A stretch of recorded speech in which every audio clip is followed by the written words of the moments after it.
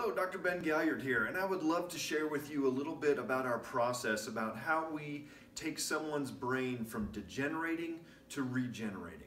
So remember, neurodegeneration, losing brain cells, is something that happens all the time in people. What the biggest issue is that when we lose too many brain cells, or we're not building up enough of our brain cells. And so we have our neurodegeneration column here, and we have our neuroregeneration column. So anytime that is out of balance, we get just like what happens when we have osteoporosis. So we lose bone.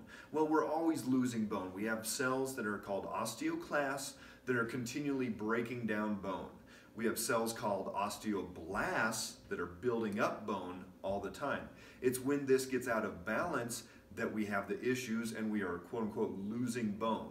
We're always losing bone and we're always building bone. Just like the brain, we're always losing brain and we're always building brain. The hippocampus, which is one of the major areas for emotions and memories and different things like that in the brain, we're rebuilding about 700 brain cells in the hippocampus a day if everything is working like it's supposed to, because we're also breaking down a lot of cells in the hippocampus as well. So by the time we hit 50 years of age, we should have regenerated that entire part of the brain. But for a lot of people, we have too much degeneration and not enough regeneration. So I want to go through a couple of these different scenarios that we're looking at that may cause too much neurodegeneration. Obviously, one of the big ones that we think about is that head injury, traumatic brain injury, concussion, loss of consciousness. Any of these different things are going to contribute to us losing way more brain cells than we should. We get that bouncing of the brain inside the skull, the nerve twists, and the nerve ends up dying. We get neurodegeneration. Blood sugar imbalances. They call Alzheimer's type 3 diabetes now. Why? Because we're losing so many nerve cells when that blood sugar is elevated. Mycotoxins, one of the big things that we see is molds and other issues that are contributing to that damage. Infections, viruses, Lyme disease, a lot of different things are going to be contributing to neurodegeneration on the infection side. And then one of the big ones that we don't think about causing neurodegeneration, but it does, PTSD. Traumatic events, drama, trauma, any of these things that really stress us out, whether it's recurrent low grade or 1 or 2 time big stressors. PTSD, the research shows that we have considerable amount of brain loss after those traumatic events.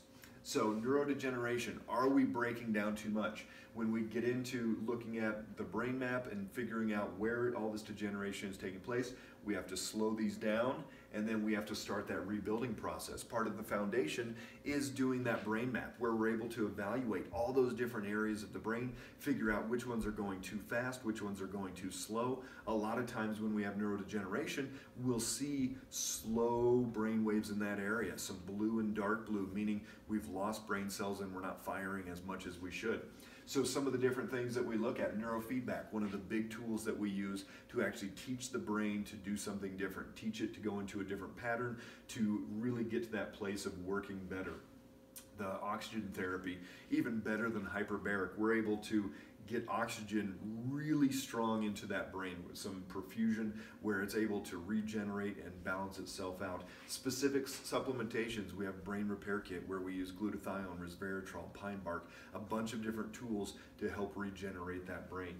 The functional medicine piece, we have to look at vitamin D, we have to look at anemias, all these other tools that could be affecting whether that brain is able to repair or not. And then the neurology piece, is the cerebellum deficient? Are there exercises you can do, eye movements, all types of different things that we can teach the brain to start regenerating. So remember, anytime we start thinking about, is the brain losing cells? Yes.